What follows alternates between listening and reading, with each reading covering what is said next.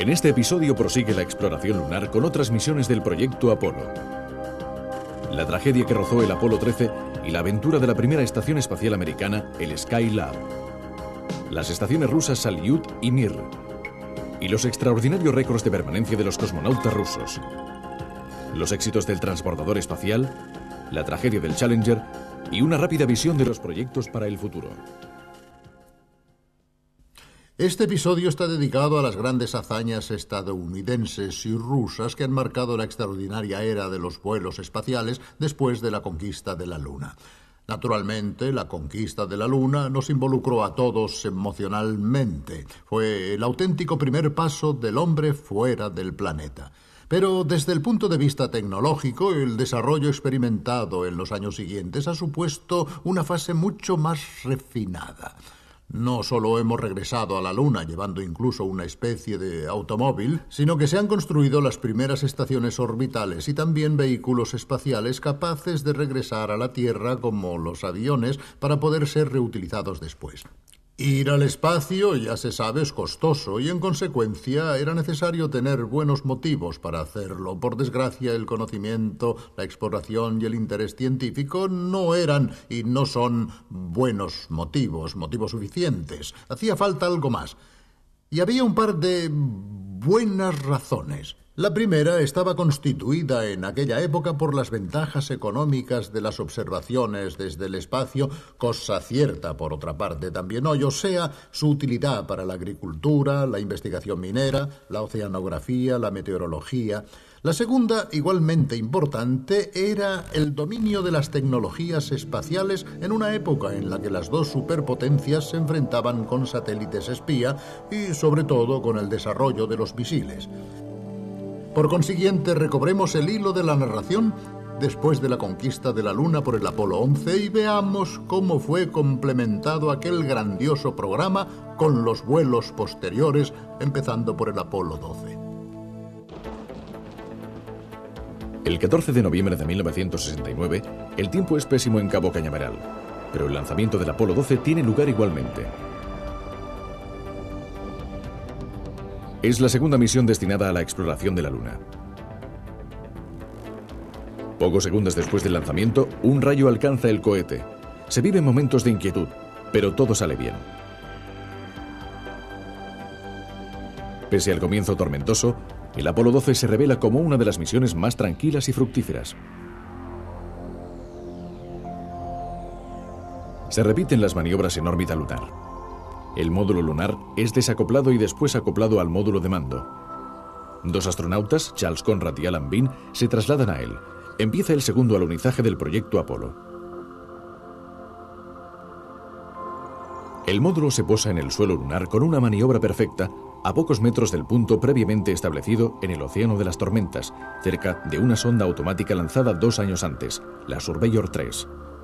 Los dos astronautas permanecen en la Luna durante 31 horas y realizan 2 paseos, recogiendo muestras de rocas y dejando sobre la superficie un sismógrafo para registrar los terremotos lunares, es decir, los temblores de la corteza lunar, a partir de los cuales estudiar la constitución de los estratos más internos. Gracias a análisis efectuados en tierra, se confirma que se puede obtener oxígeno y otros elementos del suelo lunar. Las otras misiones se suceden con éxito, excepto la Apolo 13. Esta misión no se convierte en una tragedia por muy poco. La explosión de los depósitos de oxígeno en el módulo de mando obliga a los 3 astronautas a trasladarse al módulo lunar y a utilizar sus motores para volver a la Tierra. En una declaración de la NASA puede leerse: el Apolo 13 debe ser clasificado como un fracaso. Pero en otro sentido, esta misión demuestra la capacidad humana para operar incluso bajo una tensión extrema. Por eso, será siempre recordada en la historia de la astronáutica. Con el Apolo 15 se lleva a la Luna un jeep especial, el rover lunar, que permite a los astronautas un radio de exploración mucho mayor. Es un curioso vehículo eléctrico que alcanza una velocidad máxima de 11 km por hora. Los astronautas del Apolo 15 lo utilizan para recorrer 27 kilómetros alrededor del punto de alunizaje. También los tripulantes del Apolo 16 se desplazan por la Luna con un rover cubriendo unos 30 kilómetros y recogiendo casi 100 kilos de suelo y rocas. La última misión en la Luna es la del Apolo 17. El lanzamiento tiene lugar el 17 de diciembre de 1972. Todas las maniobras se desarrollan a la perfección y el módulo lunar se dirige con exactitud al punto elegido para el alunizaje. A bordo se encuentran Eugene Cernan, el comandante, y Harrison Schmitt, geólogo, además de astronauta. Su exploración de la superficie lunar es la más extensa y profunda. Permanecen casi 3 días en la Luna y con el rover recorren 34 kilómetros alrededor del punto de aterrizaje en el Mar de la Serenidad, cerca del valle de Taurus-Littrow. En estas exploraciones se recogen 110 kilos de rocas y se colocan numerosos instrumentos para estudiar diversas características lunares.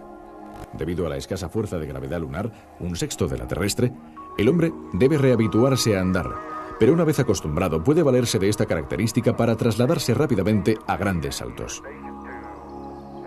Schmitt no puede contener su entusiasmo al descubrir en un cráter una roca de color anaranjado. Antes de subir al módulo lunar, los 2 astronautas dejan una placa parecida a la que en 1969 colocaron Armstrong y Aldrin. La inscripción dice: aquí el hombre ha completado su primera exploración de la Luna, diciembre de 1972 después de Cristo. Que el espíritu de paz que ha acompañado esta misión se refleje en toda la humanidad. Una cámara de televisión abandonada en el suelo lunar filma la partida del módulo. Los 2 últimos exploradores de la Luna regresan a la Tierra. Desde entonces, la Luna no ha recibido más visitas de astronautas.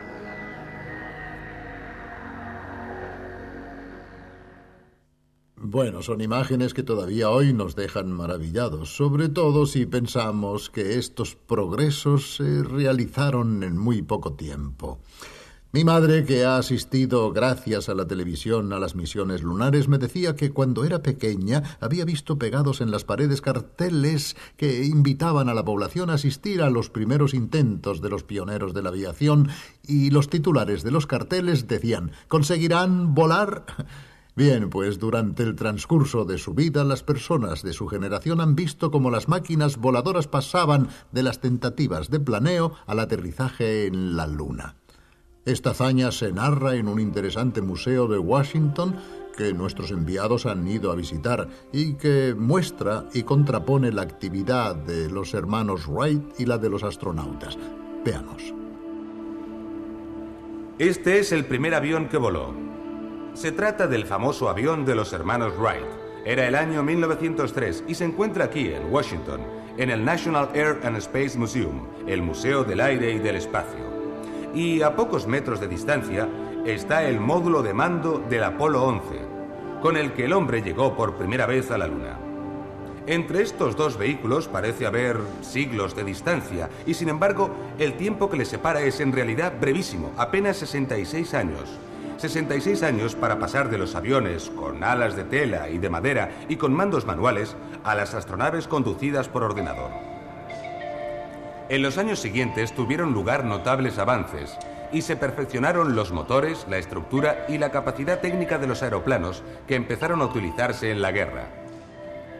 Se volaba expuesto al viento y a la lluvia y sin paracaídas. Volar abría nuevos horizontes, ofrecía nuevos objetivos a superar, y aquí, sobre nosotros, está uno de los aviones más famosos de esta época de los pioneros del cielo. Es el Spirit of St. Louis. Como es sabido, con este aparato, Lindbergh fue el primero en cruzar en solitario el Atlántico, travesía que requería días de navegación. 2 años después del final de la Segunda Guerra Mundial, se superó otra frontera, la barrera del sonido. Con este avión, el X-1, se atravesó por primera vez la barrera del sonido. Era un auténtico desafío, porque por otra parte no se sabía cómo reaccionaría el cuerpo humano a esta velocidad. Este extraño avión negro ha marcado una época. Hasta los años 50 ningún avión había salido de la atmósfera, y este aerocohete llamado X-15 lo hizo por primera vez. Los primeros vuelos fueron realizados en 1959 y con los vuelos sucesivos se alcanzaron los 100 kilómetros de altura y una velocidad de 7.000 kilómetros por hora. De hecho, este avión podía realizar, como se dice, vuelos suborbitales. Era, por así decirlo, el eslabón entre los vuelos en la atmósfera y los vuelos orbitales, los vuelos espaciales. Una pequeña curiosidad. ¿Sabían que uno de los pilotos del X-15, aquel aerocohete, era Neil Armstrong, el primer hombre que pisó la Luna? Una pasión por volar verdaderamente extraordinaria. Bien, veamos ahora, en esta evocación de la conquista del espacio, las estaciones orbitales que en los años 70 marcaron una nueva etapa de la astronáutica e iniciaron una nueva competición entre rusos y americanos. Los acoplamientos en órbita y las pruebas de resistencia de los astronautas eran un importante banco de pruebas para verificar la posibilidad de construir más tarde auténticas estaciones espaciales, habitables de forma casi permanente por el hombre. He aquí la crónica de estos hechos. Los conocimientos adquiridos con las misiones Apolo se concentran en el Skylab, una enorme estación espacial construida por los estadounidenses con la tercera etapa del cohete Saturno. Al principio, el Skylab tiene algunos problemas, pero en los paseos espaciales, los astronautas de la primera tripulación consiguen abrir los paneles solares que habían quedado bloqueados durante el lanzamiento. Sin la energía eléctrica producida por esos paneles, muchos aparatos a bordo del Skylab no habrían podido funcionar. Durante la misión, 3 tripulaciones compuestas por 3 astronautas cada una permanecen largos periodos en la estación espacial, llevando a cabo experimentos sobre la fisiología del cuerpo humano en condiciones de ingravidez y tomando miles de fotografías de la superficie terrestre. También el Sol es estudiado por los astronautas del Skylab y, sin el velo opaco de la atmósfera, se consiguen imágenes extraordinarias de los fenómenos más importantes: las gigantescas protuberancias que se levantan cientos de miles de kilómetros o las fulguraciones, violentas tormentas magnéticas cuyas consecuencias pueden sentirse incluso en nuestro planeta. El Skylab cae en la Tierra, desintegrándose al entrar en contacto con la atmósfera en 1979. Durante los años 70 tiene lugar otra misión, importante sobre todo por su valor simbólico. Es la misión Apolo-Soyuz, el acoplamiento en órbita de una nave estadounidense con su equivalente soviética. Es la primera vez que estadounidenses y soviéticos, enfrentados por la Guerra Fría, colaboran en el campo espacial. Las 2 cápsulas se lanzan con pocas horas de diferencia el 15 de julio de 1975 desde las bases de Baikonur y de Cabo Cañaveral. La cita en el espacio se logra a la perfección. Durante una semana, las 2 naves permanecen acopladas y las tripulaciones llevan a cabo varios experimentos y observaciones. Con esta misión concluyen los vuelos de las cápsulas Apolo. La NASA ya está pensando en una nueva manera de viajar por el espacio, un transbordador utilizable varias veces, el Space Shuttle. Entretanto, los soviéticos realizan con éxito la serie de estaciones espaciales Salyut, en las que las tripulaciones pasan algunos meses en órbita, demostrando así que el cuerpo humano puede sobrevivir durante largos periodos de tiempo en ausencia de gravedad. En estas estaciones se desarrollan complejos experimentos científicos y se estudia en profundidad la superficie terrestre, la atmósfera y los océanos. Las observaciones astronómicas son numerosas, especialmente de fenómenos que no son visibles desde la Tierra debido a la atmósfera, como las emisiones de rayos X, de rayos gamma y de rayos ultravioletas de las estrellas, de las galaxias e incluso del Sol. A las estaciones de la serie Salyut pueden acoplarse a la vez 2 naves Soyuz. La maniobra se realiza por primera vez sin problemas en enero de 1978. La Soyuz 27 se acopla a la estación espacial a la que ya estaba unida la Soyuz 26, que había atracado un mes antes.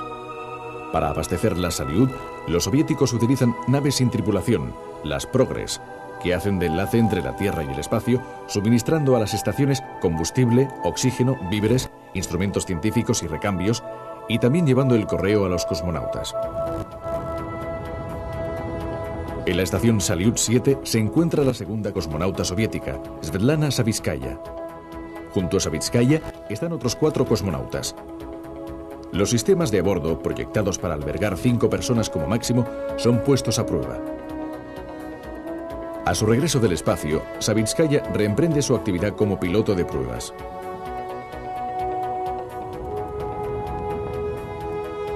Las estaciones de la serie Salyut han estado ocupadas hasta 1986. La última Salyut, la número 7, se precipitó sobre la Tierra desintegrándose al contacto con la atmósfera en 1991. Pero, entre tanto, la Salyut ha sido sustituida por una nueva estación espacial, la Mir, que todavía sigue en órbita. La Mir es puesta en órbita el 20 de febrero de 1986 por un gigantesco cohete Proton. La nueva estación es tan grande como las viejas Salyut, pero presenta grandes novedades. En sus 5 escotillas pueden atracar a la vez 5 Soyuz, varias naves de carga Progress y varios módulos científicos como el Kaband. Pueden vivir a bordo hasta 6 cosmonautas y sus habitáculos son mucho más cómodos que los de la vieja Salyut. En la Mir, Valery Polyakov bate el récord de permanencia en el espacio con 439 días de estancia en la estación espacial. Actualmente está demostrado que el hombre puede vivir en estas condiciones durante largos periodos, aunque su sistema muscular y esquelético necesita una gimnasia diaria cuidadosamente estudiada.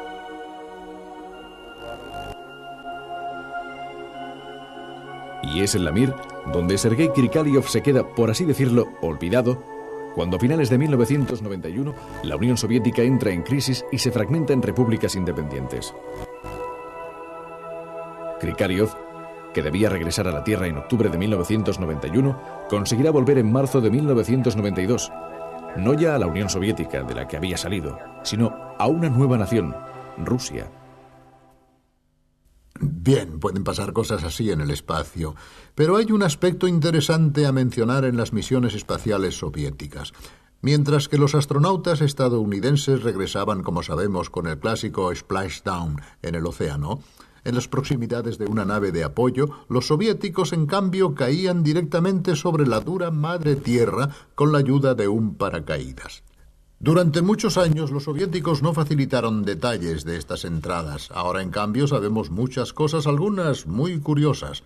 Nos ha hablado de ello nuestro enviado, que ahora nos ofrece una breve entrevista realizada en Moscú con el segundo astronauta soviético después de Gagarin, German Titov. General Titov, ¿cómo les explicó a las primeras personas que le encontraron que no era un extraterrestre? Cuando volví a tierra, el paracaídas principal se abrió a una altura de casi 4,5 kilómetros. Poquísimos minutos después de haber tocado el suelo, apenas transcurrido el tiempo de recuperar el aliento, vi a 3 hombres que se acercaban en motocicleta. Se pararon no muy lejos de mí, a 15 o 20 metros, y se quedaron mirándome con atención, observándome. Les dije: chicos, ayudadme a quitarme el traje espacial. Ellos me miraban y no bajaban de las motocicletas. Después me preguntaron: ¿eres Tito? ¿Vienes del espacio? Sí, del espacio. Entonces, bienvenido. Y se lanzaron sobre mí y empezaron a ayudarme. Les pregunté: ¿por qué estabais tan recelosos? Y ellos dijeron: estábamos trabajando en el campo y oímos unos disparos. En efecto, el astronauta es catapultado fuera de la nave mediante unas cargas explosivas. Caían algunos objetos del cielo. No comprendíamos qué estaba pasando. No había paracaidistas, nadie. Después te hemos visto a ti con el traje espacial de color naranja. Ese traje tan extraño, y hemos pensado que nuevamente habían abatido a un piloto americano.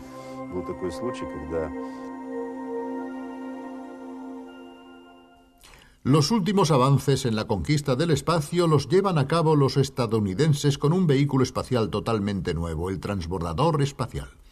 El sueño de los primeros inventores de cohetes era construir un vehículo capaz de alcanzar la órbita terrestre y después volver a la Tierra como un avión.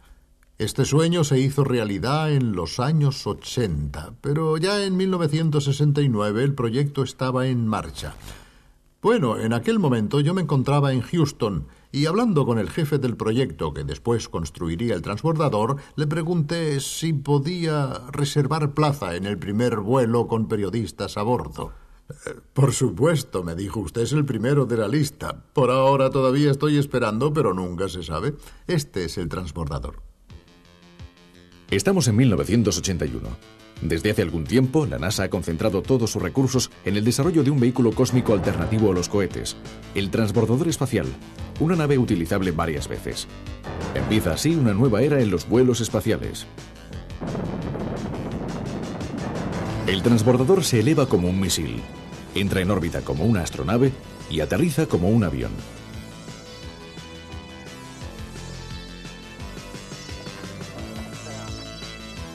Así es como funciona. Un par de minutos después del despegue, se sueltan los 2 grandes cohetes auxiliares ya consumidos. Estos cohetes, mediante paracaídas, caen suavemente en el Atlántico, son recuperados y pueden volverse a utilizar 25 veces más. Después de 9 minutos se desacopla el gran depósito de carburante y el transbordador puede entrar en órbita. El transbordador Columbia despega de la rampa de Cabo Cañaveral el 12 de abril de 1981 a las órdenes de John Young, un veterano de las misiones lunares que vuela al cosmos por quinta vez. La característica más importante del transbordador es la gran bodega de carga que podría contener toda la estación Mir soviética. Desde esta bodega transformada en rampa espacial, la NASA piensa lanzar los satélites. Y no solo eso. En esta bodega también se cargarán los satélites recuperados por los astronautas para devolverlos a la Tierra o repararlos inmediatamente. Una de las operaciones más espectaculares de mantenimiento se efectúa con éxito en el telescopio espacial. Este telescopio, lanzado en abril de 1990, tenía un defecto que le hacía miope. Sus imágenes eran confusas y no mostraban los detalles esperados. En diciembre de 1993, los astronautas del transbordador recuperan el gran telescopio y le aplican unas lentes electrónicas para mejorar su visión. Si bien esta operación se desarrolla con pleno éxito, el lanzamiento de satélites por el transbordador resulta más costoso y difícil de lo previsto. Otros cohetes, como el Ariane europeo o el Proton soviético, se convierten en competidores peligrosos.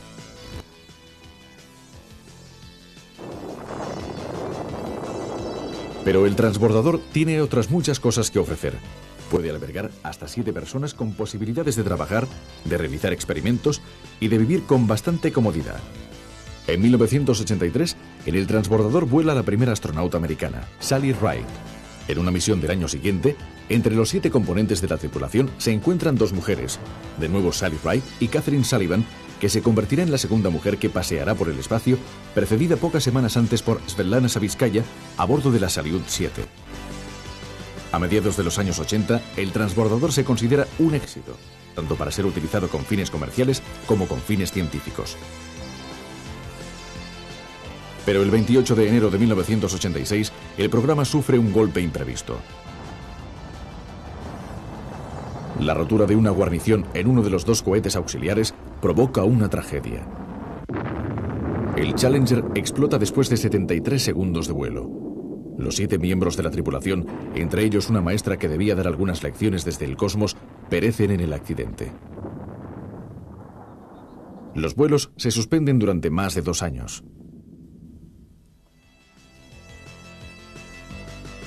El transbordador, completamente renovado y dotado con los mejores sistemas de seguridad, vuelve a volar en 1989. Cada año realiza 6 o 7 misiones. Sigue dedicado al lanzamiento y al mantenimiento de satélites, pero su principal función en el futuro será la construcción de una gran estación espacial multinacional que se llamará Alpha.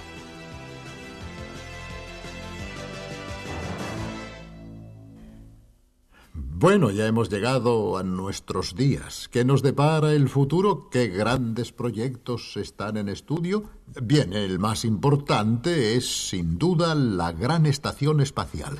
Se llamará Alpha y en ella participarán, además de estadounidenses, europeos, japoneses y rusos. Es más, para preparar la construcción de este gran laboratorio que volará sobre nuestras cabezas, las tripulaciones americanas del transbordador y los cosmonautas de la estación rusa Mir se reúnen regularmente en órbita y durante estas citas estudian y experimentan todo lo necesario para realizar la gran estación.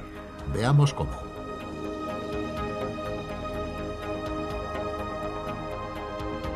La Estación Espacial Alpha es el próximo gran programa espacial. Veámosla en una animación por ordenador. Proyectada inicialmente por los estadounidenses con la colaboración del Canadá, del Japón y de la Agencia Espacial Europea, Rusia también participará en el desarrollo y en la construcción de la Estación Espacial Alpha. Es más, un acuerdo entre estadounidenses y rusos prevé la utilización de la Estación Mir como laboratorio para preparar el montaje en órbita de la nueva estación. De hecho, el ensamblaje del corazón de la estación será efectuado por astronautas americanos y rusos que utilizarán el transbordador espacial y la Estación Mir. Después de la construcción del núcleo central, podrán acoplarse otros módulos realizados por las naciones participantes.